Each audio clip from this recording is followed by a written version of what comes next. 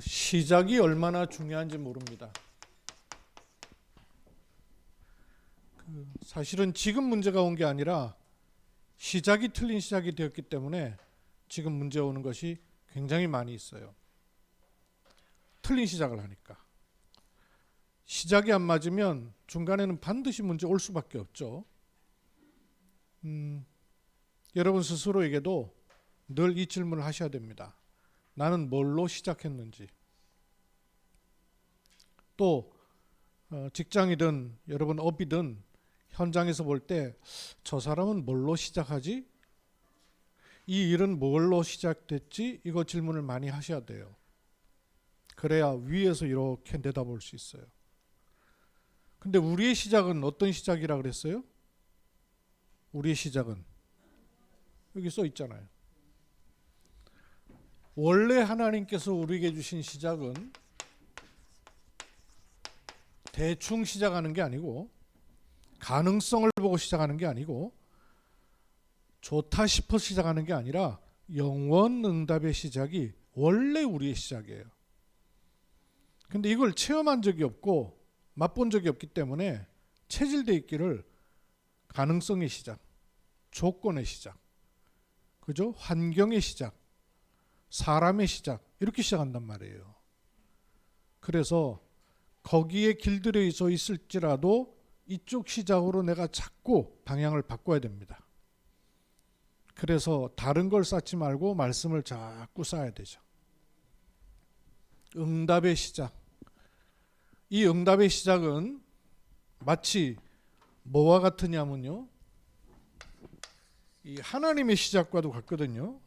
영원 응답의 시작이니까. 그러니까 이게 시작인 것처럼 보이지만 그냥 시작이 아니고요.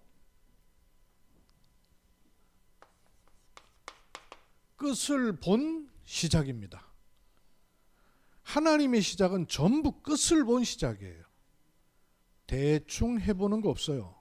하나님의 시작은 끝을 보고 시작하신 거예요. 이걸 알면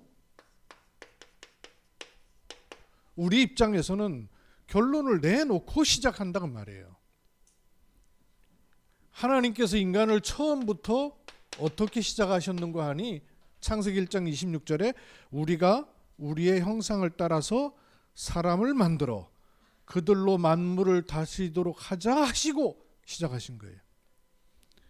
이렇게 하시고 하나님이 자기 형상 곧 하나님의 형상대로 사람을 만들어 그리고 28절에는 하나님이 그들에게 복을 주시며 하나님이 그들에게 이르시되 생육하고 번성하고 충만하고 정복하라.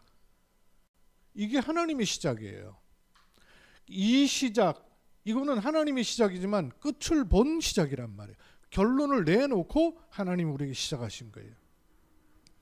성경의 인물도 똑같아요. 창세기 12장 1절에서 4절 하나님이 아브라함에게 내가 내게 지시할 땅으로 가라.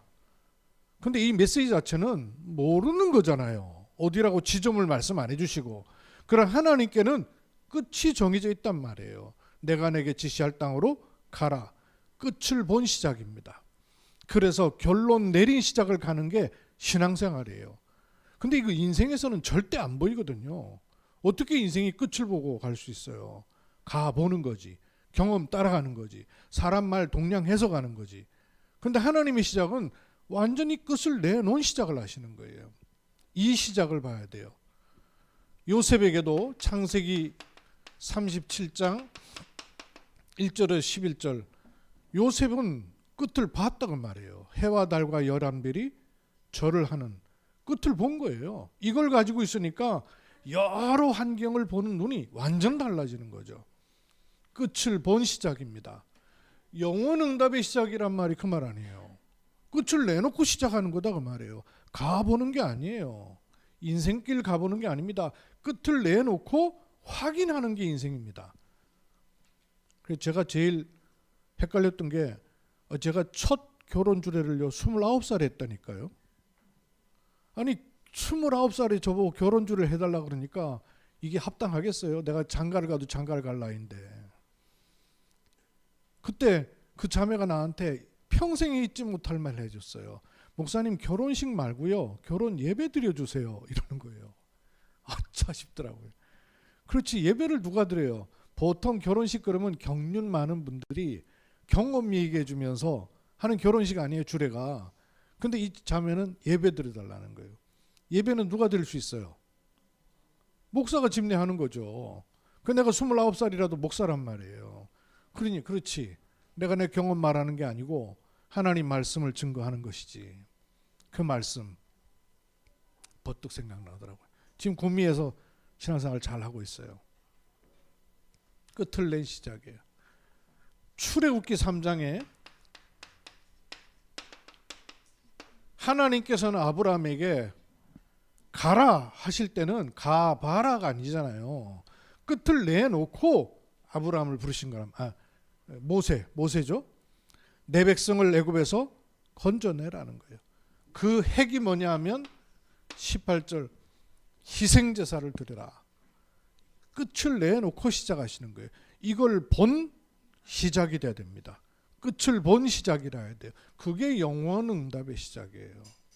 그래서 초대교회도요, 사도행전 1장 14절 오로지 기도에 힘썼다는 말은 아무것도 안 하고 기도만 했다는 말이 아니라 끝을 봤다는 말이에요. 그러니까 다른 게 할 게 없는 거예요. 결론을 내려버린 거예요. 결론 내리고 나니까 해야 될 게 이것밖에 없다는 게 답이 나오는 거예요. 그 시작을 말하는 겁니다. 우리에게도 지금도 동일해요. 내비게이션은 끝을 찍어 놓고 가는 거예요. 중간에 막 돌아가고 길 잘못 들어도요, 그 길로 또 가는 거예요. 돌아가도 상관없어. 왜? 끝은 똑같으니까. 우리 인생이 똑같습니다. 불신자의 인생하고 달라요. 끝을 봐놓고 가는 겁니다. 이게 얼마나 중요한지 몰라요. 이게 있어야 끝을 본 시작으로 가는 거예요. 여기서 또 봐야 될 게 뭐냐 하면 끝을 본 시작으로 가야 지금이라는 게 제대로 보여요. 시작이 틀린데 지금 제대로 보이겠습니까? 그 지금을 제대로 봐야 내일이라는 것도요, 옳게 보이는 거예요. 그 앞에 게 안 되는데 내일 어떻게 보겠어요? 그러니 답답하니 무당 찾아가는 거고 점치는 거고. 그리고 인생을 살고 나면 참된 응답으로 열매 맺어야 돼요. 아니 평생을 살았는데 내 인생이 헛된 수고다 이럴 것 같으면 어떻게 되겠어요? 일생이 80, 요즘은 장수해서 100세 이러는데요, 긴 거 같죠? 영원을 놓고 100년 보세요. 점도 안 되죠. 일생을 우리가 사는 게 아니고요, 영원을 준비하는 일생을 사는 겁니다. 끝나는 게 아니잖아요. 그래서 사실은 우리 일생은 영원을 놓고 가는 인생입니다. 그럼 점도 안 되는 인생이에요. 그 인생에서 하나님 주신 답은 요거예요. 끝을 보고 시작해야 되고 그 안에서 지금을 봐야 돼요. 그래야 내일이 바르게 보이고 이런 스케줄 속에 간 인생이라야 참된 응답이 되는 거예요. 하나님 보실 때 잘하였도다 충성된 종아 이러셔야지. 네가 예수를 믿고 구원을 받긴 받았는데 헛수고했구나 이래 되면 어떻게 되겠어요? 이렇게 가는 겁니다. 이렇게 가는 여정 속에 이 영원응답의 시작에 아주 중요한 축복이 지난주에 1, 2, 3 RUTC에 있습니다 하는 말씀을 지난주에 드렸어요. 오늘은 이어서 두 번째를 하려고 합니다. 말하자면 요 사이가 1, 2, 3 RUTC고 요게 보여야 된다 그 말이에요. 그러면 1 RUTC는 뭐라 그랬어요? 1 RUTC는 모이는 교회.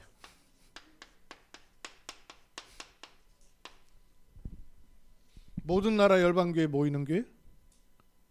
왜 모여요? 어디로 모여요? 모이는 이유가 뭐예요? 복음 앞에 모이는 거예요. 이 시작 안 되면 안 돼요. 복음 앞에 모여야 돼요. 그러면 두 번째, 이 RUTC는 뭐예요? 흩어지는 교회.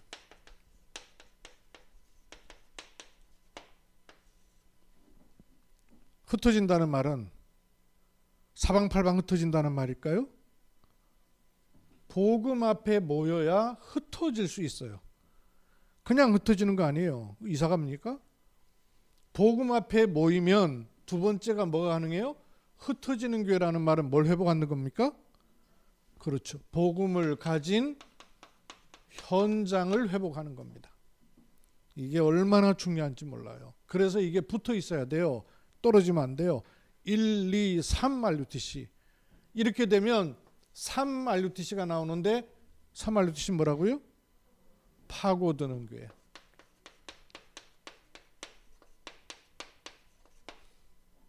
1 RUTC는 모인단 말씀이에요. 장소에 모이는 게 아니라 복음 앞에 모여야 돼요. 그럼 그 복음 가진 사람들이 흩어져야 돼요. 어디로? 내 삶의 현장으로 복음을 가지고 흩어지는 거예요. 흩어져서 서 있기만 한 게 아니라 파고든다는 말은 무슨 말이에요? 답을 준다 그 말이에요. 그 답을 주면 어떤 일이 납니까? 병든 사람은 치유되고 하나님 세울 사람은 세우는 겁니다. 그래서 치유와 서밋이라는 거예요. 요 1, 2, 3 RUTC가 끝을 본 시작이에요. 이것이 나한테도 모이는 교회, 흩어지는 교회, 파고드는 교회가 있어야 돼요. 나한테도. 그렇죠? 어디 교회 가서가 아니라 나에게도 모이는 교회, 흩어지는 교회, 파고드는 교회가 있어야 됩니다. 그러면 내가 가는 현장에도 모이는 교회, 흩어지는 교회, 파고드는 교회가 나오게 돼 있고 있게 돼 있어요. 그러면 교회에도 모이는 교회, 흩어지는 교회, 파고드는 교회가 있습니다. 그리고 계속 세워나가야 돼요. 그것이 또 내게 이 중요한 판이 되는 거예요. 이게 딱 연결돼 있어요. 이거 여러분 찾으시고 보시고 요 흐름을 쫙 타고 가시는 거예요. 지난주에 이걸 말씀드렸죠? 한 번 더 여러분 자꾸 확인하셔야 돼요. 나에게 있어서의 모이는 교회는 뭘까? 모든 나라 열방교회 모이는 것도 맞지만 그렇다고 여러분이 직장생활 안 해요. 가정 속에 있어야 되잖아요. 그럼 내가 어느 현장에 있든 내 자신에게 있어서의 모이는 교회가 있어야 된단 말이에요. 내 자신이 복음 앞으로 가는 모이는 교회가 스스로 있어야 돼요. 모든 갈등, 문제, 고통을 가지고 복음 앞에 서는 겁니다. 그게 내게 있어서의 모이는 교회예요. 여러분 자신에게 모이는 교회가 있어야 돼요. 어느 곳에 있든지 순간순간 문제, 어려움, 좋은 일 다 가지고 복음 앞에 딱 서야 돼요. 그게 내게 모이는 교회가 있는 거란 말이에요. 요게 돼야 그게 되는 걸 가리켜서 뭐가 섰다 그러냐면요. 망대가 섰다 그러는 거예요. 이 망대가 서면 흩어지는 여정이 나온단 말이에요. 그러면 이 두 가지를 통해서는 중요한 답들을 내게 되는 이정표가 군데군데 설 수 있게 돼요. 예를 들면 이거 제가 오늘 그 여호수아서 4장 말씀을 봤잖아요. 몇 절까지 봤죠? 9절까지. 이스라엘 백성을 하나님께서 애굽에서 빼내셔서 출애굽 생활하는 동안에 이스라엘을 인도하시는 굉장히 중요한 키가 있었어요. 내 백성을 건져내서 가라 하셨는데 가는 동안에 이스라엘 백성이 가는 동안에 계속 쳐다보고 따라갔던 게 있어요. 그게 뭐였죠? 언약궤. 언약궤를 딱 앞세운 거예요. 그리고 이스라엘 백성이 전부 언약궤를 따라가는 거예요. 언약궤를 담아둔 성막이 멈췄을 때는 이스라엘 백성들이 쭉 주변에 12지파가 장막을 칩니다. 장막의 문들을 일제히 어디를 향해 내냐면 언약궤를 향해 내는 거예요. 그리고 갈 때는 언약궤를 바라보고 가는 거예요. 멈추면 언약궤를 향하여 문을 열고, 갈 때는 언약궤를 바라보고 전부 일제히 이동하고, 언약궤를 앞세운 거예요. 그게 망대란 말이에요. 이걸로 앞세우고 가는데 언약궤는 공통점이 있어요. 언약궤는 나무 막대기가 양쪽에 딱 달려 있어서 그걸 어깨에 메고 가요. 그러니까 이동한다고 말이에요. 멈춰 있지 않고 광야길을 가게 되는 거예요. 그래서 요 채가 있어요. 언약궤에도 채가 있고, 물두멍에도 채가 있고, 번제단에도 채가 있고, 채가 달려 있어요. 이거 채라 하죠? 그렇게 상자를 옮기는 꿰 가지고 나무를 딱 이렇게 매는 거, 채가 있어요. 그리고 이스라엘 백성이 요단을 건너갈 때 언약궤를 맨 제사장이 앞서거든 일제히 따라가라 합니다. 따라가는 중에 12지파의 각 지파의 두령들에게 명령하셔요. 뭘 명령하십니까? 마른 땅을 밟고 건너갈 때에, 요단가가 말라 그 땅을 건너갈 때 각 지파 장들이 그 강 속에 있던 돌덩이들을 하나씩 어깨에 메고 와라. 12지파면 돌이 몇 개가 되죠? 12돌. 그 12돌을 요단에서 건져 올려서 저 길갈에 도착했을 때 길갈에다가 12돌로다가 기념비를 쌓아라. 왜? 우리가 요단을 배 타고 건너고 다리 건너 건넌 게 아니라 마른 땅을 밟고 건너와 그 강바닥에 있던 돌을 여기 세웠다. 이정표를 세우라고 말해요. 왜? 후대가 보고 알도록. 너 자신에게도 증거가 될 것이고 후대에게도 증거가 될 것이다. 그 말이에요. 망대, 여정, 이정표가 이스라엘 가는 길에 분명하게 있었던 거예요. 나에게 망대를 세우는 첫 번째 모이는 교회가 뭐냐? 모든 것 가지고 복음 앞에 서십시오. 이게 여러분 자신에게 모이는 교회가 있는 거예요. 그러면 이 복음을 가지고 여러분 스스로에게 흩어지는 교회는 뭐겠어요? 흩어지는 교회는 뭐라 그랬어요? 이 복음을 가지고 흩어져야 되는 거예요. 그래서 복음 가진 현장이라 해야 됩니다. 복음을 교회에서 듣고 은혜로만 받는 게 아니라 이 복음을 가지고 현장으로 가셔야 돼요. 이 복음을 가지고 현장에서 누리셔야 돼요. 그래야 현장의 하나님의 시간표에 따라서 사람들에게 복음으로 주는 답이 나오는 거예요. 다른 걸 주는 게 아니라 내게 있는 것으로 내게 주노니, 이게 된단 말이에요. 이게 나에게 있어서의 모이는 교회, 흩어지는 교회, 파고드는 교회 1, 2, 3 알려주시다 그 말이에요. 복음 앞에 서십시오. 순간순간. 그래서 문제가 오는 게 아니라 복음 앞에 설 수 있는 기회를 주시는 거예요. 이 복음 가지고 갈 수 있는 근력이 붙도록 현장에. 그래야 복음으로 답을 나도 모르게 주게 돼 있어요. 입 벌려 줄게, 이게 아니고 내게 있으면 나도 모르게 자꾸 복음이 주어지고 답으로 가줘요. 이게 내게 있어서 모이는 교회, 흩어지는 교회, 파고드는 교회. 맞습니까? 그럼 이걸 가지고 있으면 요 축복이 그대로 진짜 현장으로 가서 현장에서도 모이는 교회, 흩어지는 교회, 파고드는 교회라는 개념이 잡혀 있어야 돼요. 의미가 있어야 돼요. 내용이 주어져 있단 말이에요. 그럼 내게 있어서의 이걸 가지고 현장으로 가면, 다른 때는 현장에 가면 사람들 보이고, 현장에 가면 일에 눌리고, 현장에 가면 내 힘으로 애를 쓰고 하는데, 현장에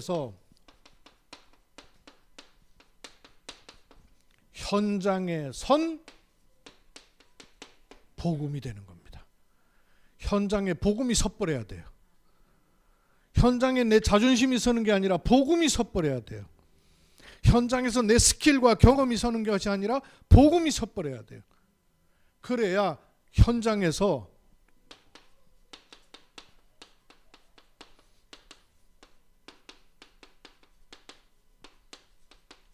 현장을 정복하는 복음이 되는 겁니다.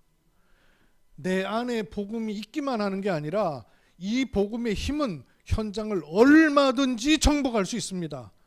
그래야 되잖아요. 현장 정복하는 복음으로 흩어지는 거예요. 현장에서 모이는 교회는 복음이 서야 돼요. 현장에서 흩어지는 교회는 복음으로 현장이 정복되는 겁니다. 그렇게 되면 파고들어서 현장에서 답이 되는 복음이 되는 거예요.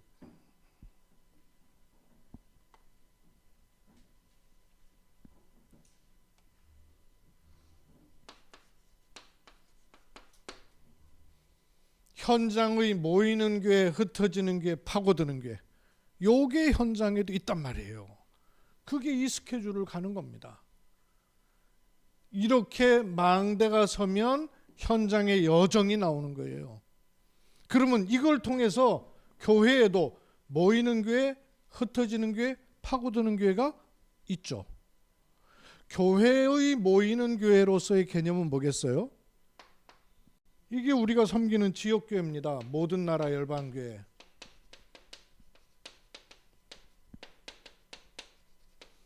이게 교회로서의 모이는 교회예요.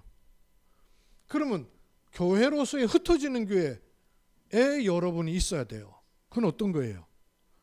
여러분이 흩어져서 어떤 분은 다락방 속에 흩어져 있는 거예요. 어떤 분은 지교회를 책임지든 지교회 멤버든 흩어지는 교회로 있는 거예요. 현장 교회란 말이에요. 그런가 하면 RUTC라는 현장 교회로 또 있는 거예요. 이건 흩어져 있는 교회예요. 교회로서의 모이는 교회, 흩어져 있는 교회, 파고드는 교회, 이런 교회들이 흩어져 있는 곳에도 여러분들 여기 어딘가는 있어야 돼요. 다락방에 속해 있든지 지교회에 속해 있든지 RUTC에 속해 있든지 어딘가에는 속해 있어야 돼요. 그러면 교회로서의 파고들어 답을 주는 교회는 어떤 거예요? 캠프, 중요한 캠프가 된다. 또 세 가지 뜰을 준비해 둔다. 세 뜰이 있는 교회. 지난주에 우리 옹삼둥이 애들 친구들이 왔잖아요. 친구가 왔잖아요. 나영이라고. 티식교회예요. 엄마는 베트남 사람이고 아빠는 한국 사람이에요. 친구 있는데 놀러 온다고 왔어요. 그 만약에 얘가 모든 나라 열방교회 예배 드리러 와라 그러면 잘 와지겠어요? 안 와지죠. 그런데 친구한테 놀러 가니까 온단 말이에요. 새들은 그런 거예요. 새들은 놀러 왔는데 놀다가 자연스럽게 복음받고 영접하고 새들이란 말이에요. 또 금토일 시대를 열어라. 그 말이 무슨 말입니까? 모여서 예배만 주구장창 드리는 게 아니고 사람들을 파고 들어가 답을 줄 수 있는 장을 준비해놔라 그 말이에요. 금토일 시대. 그래서 묵상 시대를 여는 거예요. 명상이 아니고 자기를 비우는 게 아니라 말씀으로 채우는 거예요. 하나님 말씀이 나를 지배하는 겁니다. 이게 교회로서의 모이는 교회, 흩어지는 교회, 파고드는 교회. 지난주까지 얘기한 거예요. 지난주 얘기했는데 오늘 또 하는 겁니다. 많이 잊어버리셨죠? 처음 듣는 거 드세요? 고맙습니다. 제가 365일 해도 되니까. 이게 끝을 본 시작으로 쭉 가는 거예요. 이렇게 가야 돼. 모든 곳에 모이는 교회, 흩어지는 교회, 파고드는 교회. 나한테도 현장에도 교회에도. 제가 이번 주에 이걸 계속 묵상하는데 아주 신기한 또 응답 받았어요.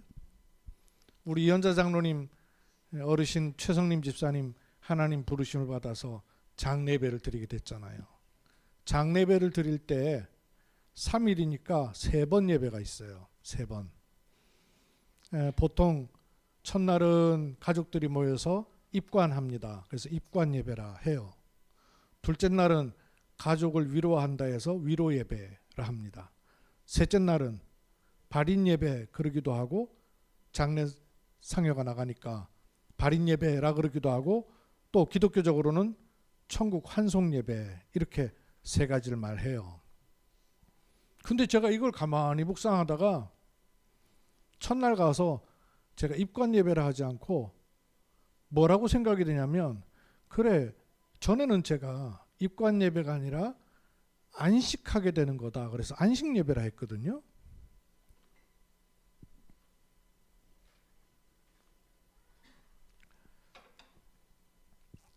제목도 안식을 좀 해야 되기 때문에 안식 예배라 했는데, 그래, 안식도 맞지만 하나님의 부르심 아니냐, 이게 제가 생각이 난 거예요. 그래서 첫째 날 예배를 부르심의 예배 이렇게 붙잡은 거예요. 약속을. 그리고 가서 이제 말씀을 자꾸 전하면서 생각을 해보니까 참 감사한 게, 이 어르신이 준비가 되어서 부름 받았어요. 준비 안 되고 부르심 받는 경우 많습니다. 그런데 이 어르신요, 다 준비하고 부르셨어요. 심지어는 가족들 다 와는 거 하나 빠짐없이 다 보고, 또 아직 믿지 않는 가족한테도 니들도 예수 믿어라 유언하시고 다 준비해 놓으시고 부름 받았어요. 얼마나 복이에요. 부르심의 예배. 둘째 날 가족 위로 예배. 뭔 위로를 또 받아야 돼요? 우리가 더 이상 받을 위로가 있어요? 사람 위로가 필요합니까? 위로가 필요한 게 아니라 이 장례를 통해서 하나님이 영광을 받으시는 것이다. 또 이 어르신의 평생이 의의 선한 싸움을 싸워서 승리한 거 아니냐. 그러니 이 어르신의 생애도 영광과 찬송이 되는 거다. 그래서 예배 제목을 바꾼 거예요. 영광과 찬송 예배입니다. 이렇게 제가 말씀을 선포한 거예요. 그리고 마지막 3일째는 물론 천국의 하나님 나라로 가시는 환송이기도 하지만, 그리스도께서 부활하셔서 첫 열매가 되셨고, 그러면 우리는 두 번째, 세 번째, 네 번째, 몇 번째인지는 모르겠어요. 몇 번째인지는 모르겠죠. 그 사이 구원받은 하나님의 자녀가 그리스도를 따라서 부활에 참여하게 되니까. 그러나 그 부활을 따르는 예배다. 그래서 부활을 따르는 예배라고 붙잡은 거예요. 부르심의 예배, 영광과 찬송의 예배, 부활을 따르는 예배. 이 3가지 언약을 딱 마음에 정하고 나니까 이 3가지가 우리의 일생인 거예요. 그렇잖아요. 우리 일생이 하나님이 부르시는 게 시작이에요. 아무리 60년, 80년을 살아도 하나님이 부르지 않았다. 그럼 하나님하고는 관계없는 인생이란 말이에요. 부르시는 게 관계가 되는 첫 번째예요. 그러면 하나님 부르셨으면 우리 일생이 뭐 해야 됩니까? 내 인생의 제1된 목적이 뭐예요? 하나님께 영광을 돌리고 그를 영화롭게 하는 것을 기뻐하는 인생인 거예요. 하나님께 영광 돌리는 인생인 겁니다. 그렇게 살다가 그리스도의 부활에 따라 우리도 부활하는 거예요. 이 3가지가 우리 일생으로 보이는 거예요. 그래서 장래 3일이 아니라 내 평생을 3일로 딱 담아놓은 거예요. 평생이 3일로 담긴 거예요. 그래서 제가 장례를 할 때마다 저는 장례를 뭐라고 생각하냐면요, 하나님은 구원받은 하나님 자녀의 마지막을 굉장히 귀하게 여기십니다. 장례는 여러분도 알고 계셔야 돼요. 그리고 여러분이 혹시 후손이나 이렇게 자녀에게 장례를 놓고 유언을 할 때가 있다면 그걸 알고 있으셔야 돼요. 장례는 내 생명을 담보로 하여서 내 이름을 알고 있는 모든 일을 불러서 하는 마지막 캠프예요. 내 생명을 내가 죽는 시간이니까 내 생명을 담보한 거예요. 그리고 내 이름을 아는 사람은 온단 말이에요. 보조하려고 오든지 뭐 올 거 아니에요. 내 이름을 아는 사람들을 부르는 겁니다. 합법적으로 부르는 거예요. 불러서 뭐 하는 겁니까? 캠프하는 거예요. 그래서 마지막 캠프인 거예요. 이게 장래에 대한 내 생각이었거든요. 그러고 보니까 그렇지, 내가 평생을 살고 3일을 통해서 내 인생이 하나님의 부르심을 받았다. 그리고 하나님께 영광을 돌린 인생을 살고 그리스도의 부활에 나도 들어간다 하는 것을 선포하는 거란 말이에요. 누굴 성에 선포할 거예요? 살아 돌아와 선포 못 하잖아요. 최성림 집사님께서는 살아있는 동안에는 처음에는 우리 연자 장로님 통해서 귀따갑게 들었겠죠. 밥상머리에 앉아서. 처음에는 당신이 최홍재. 근데 안 그래도 그래서 3일째 예배를 드리면서 가족한테 미션을 줬어요. 우리 어르신 이름을 걸고 가문 선교회를 만드시라. 그렇게 놓고 제가 가만히 생각하니까 아니네. 우리 어르신 이름도 이름이지만 어떤 의미에서는 최홍재 가문 선교회를 해야 될 필요가 있다. 믿음의 씨는 거기서 시작됐으니까. 최홍재 가문 선교회. 본인들이 알아듣는지 모르겠지만 좌우지간 교회가 다 다르단 말이에요. 그럼 미션이 같으니까 최홍재 가문 선교회를 하십시오라고 내가 미션을 줬어요. 왜냐하면 이 세 가지를 내가 늘 묵상하고 있으니까 장래도 그렇게 보이는 거예요. 이렇게 제가 얘기를 하는 거는 여러분도 모든 부분에서 그게 묵상되고 보이시면 하나님의 뜻에 합당할 거 아니에요. 다니엘이 포로로 붙잡혀 왔는데 그게 보인 거예요. 그게 보이니까 뜻을 정하여 이런 거예요. 전도를 하는 게 아닙니다. 하나님의 뜻이 발견된 사람이 그 뜻 속에 있는 축복을 누리는 거예요. 이게 늘 보이면 돼요. 이게 자꾸 질문하셔요. 그래서 모이는 교회, 흩어지는 교회, 파고들어 답을 주는 교회. 이 축복이 나에게도 현장에도 교회에도 있어야 되는 거예요. 요 스케줄을 가는 중에 지금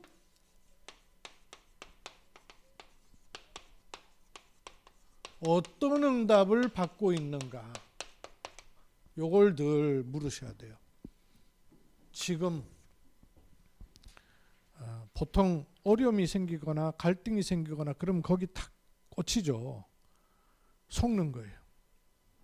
이거 늘 물어보셔야 돼요. 나는 지금 어떤 응답을 받고 있는가? 눈에 보이지 않게 지금도 어떤 일이 일어나고 있어요? 지금도. 눈에 안 보이게 지금도 일어나고 있는 일이 뭐예요?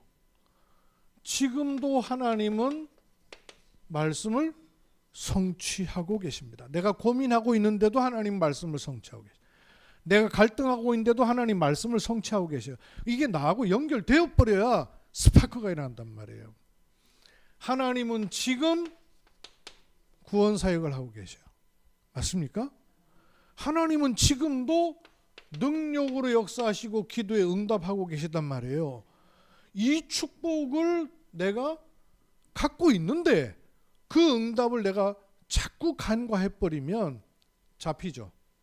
문제 잡히고 갈등이 잡히고 환경에 잡히고 일에 잡히고 잡혀요. 잡히니까 인본주의를 쓰려고 쓰는 게 아니라 자기도 모르게 쓰게 되는 거예요. 불신자는 아닌데 상태가 불신자 상태가 되는 거예요. 율법주의 쓰고 싶어서 쓰는 게 아니라 자기도 모르게 자꾸 분쟁거리가 생겨요. 신비주의 쓰려고 쓰는 게 아니라 착각이 되니까. 그런데 요거를 알면 지금 성삼위 하나님이 응답하고 계시기 때문에 반드시 꼭 있어야 될 것을 찾을 수 있는 눈이 열리게 돼요. 하나님이 원하시는 거 꼭 요게 찾아져. 요게. 그러니까 하나님하고 요 코드가 딱 맞아지는 거예요. 이 축복을 가지고 있으면 내일이 서서히 보이기 시작합니다. 내일 어떤 축복을 받을 것인가가 보입니다. 보여요. 요 스케줄대로 가면 내일 어떤 축복을 받을 것인가가 자꾸 보여요. 이게 보이니까 다른 사람들은 못 보이고 안 보여. 근데 내게는요 보여요. 이게 보이니까 설레이는 거 있죠. 하나님의 축복이 보이니까. 그리고 환경으로 흔들리는 게 아니라 확신이 자꾸 생겨요. 그리고 감사가 되죠. 늘 기복 따라서 오는 게 아니라 확실한 그림을 마음속에 딱 담고 가는 거예요. 요셉이 헷갈리면서 고민하면서 노예 생활을 지냈겠어요? 아닙니다. 확실한 그림을 가지고 있기 때문에 환경을 넘어설 수 있는 힘이 계속 나오는 거예요. 위로부터 주시는 보호자의 축복 계속 주는 거예요. 지금 어떤 응답을 갖고 있습니까, 여러분? 그거 아셔야 돼요. 요 속에 있으면 망대가 서는 거예요. 여정을 가는 거예요. 가보니까 중요한 응답을 확인하는, 다른 사람도 보고 그대로 따라와야 되는 이정표가 서는 거예요. 기념비를 세울 만큼의. 이 길을 걸어가니까 확실한 그림이 자꾸 나와요. 그래서 우리 인생은 참된 응답이 되고 육신 성공이 아니라 하나님 보실 때도 성공인 참된 성공이 되고, 교회도 건물 부흥, 숫자 부흥이 아니라 하나님 보실 때도 부흥인 참된 부흥이 되는 거예요. 저는 이번 주에 그런 생각을 했어요. 경북 북부 지역에 막 산불이 퍼져가지고 가까이 있던 사람은 지옥이 따로 없다는 얘기들을 해요. 우리 목사님, 아는 목사님 부모님 집은 홀라당 다 타버렸어요. 천만다행히 이 아버지께서 완고하셔갖고 아들 말을 도무지 안 듣는 분이에요. 근데 목사님이 가만히 생각하니까 안 되겠다 싶어가지고 안동의성 경계선에 있어요. 어머니는 마침 그 시간에 구미 와 있는 바람에 자기 집에 와 있었어요. 근데 아버지는 혼자 계시니까 괜찮다 그러고 꼼짝을 안 하고 생각하는 거예요. 이 아버지를 전화 통화로다가 붙잡고는 30분을 설득해갖고는 마을로 대피하게 한 거예요. 저 딴죽곡으로. 대피하고 나서 불 다 타버렸어요. 계셨더라면 그냥 돌아가신 거예요. 힘들 받으셨죠. 주변에 있던 사람들 지옥 같더라는 거예요. 내가 그 보면서 완전 재앙 같은 거예요. 그래서 제가 질문을 해보게 됐어요. 하나님께서 경주 지역을 놓고 재앙을 막으셔야 될 이유가 어디에 있겠어요? 하나님 보실 때 경주에 큰 교회가 있으니까 재앙 보내지 마라 하시겠어요? 하나님께서 경주에 사업에 성공한 장로님이 계시는 바람에 재앙 보내지 마 이러시겠어요? 하나님이 경주 지역에 딴 데는 고사하고 경주는 우리에게 맡기셨으니까 하나님께서 경주 지역에 재앙을 막아야 될 이유가 뭐예요? 성경에 나와 있어요. 소돔 고모라의 재앙이 오는데 임하지 않는 이유가 뭐 있습니까? 의인 10명이에요. 의인 10명. 엄청난 재산을 가진 사람도 아니고요. 선행해서 남에게 본이 되는 사람이 있는 것도 아니고요. 세상 성공한 사람도 아니에요. 의인 10명이 없어서 소돔 고모라의 재앙이 맺버린 거예요. 그럼 하나님께서 경주에 와야 될 재앙을 막으셔야 될 이유가 뭐예요? 이걸 알고 기도 속에 있는 한 사람, 그 말이에요. 그 사람에게는 세상 조건이 필요가 없어요. 있으면 좋은 일이지만 그게 조건이 아니라 그 말이에요.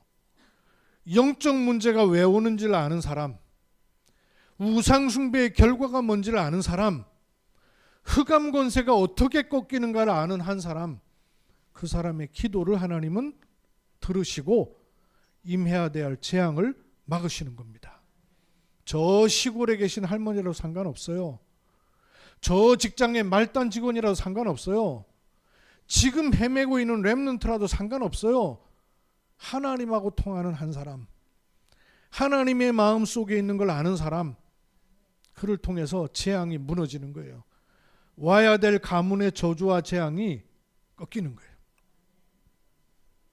그게 참된 부흥, 참된 성공, 참된 이걸 가리켜서 이정표라 하는 겁니다. 이정표. 하나님의 이유 있는 한 사람으로 여러분 가문의 재앙을 막으십시오. 이유 있는 한 사람으로 여러분 직장과 여러분 지역의 재앙을 막는 사람으로 서십시오. 내게 모이는 교회, 흩어지는 교회, 파고드는 교회. 현장에 모이는 교회, 흩어지는 교회, 파고드는 교회. 교회에 모이는 교회, 흩어지는 교회, 파고드는 교회.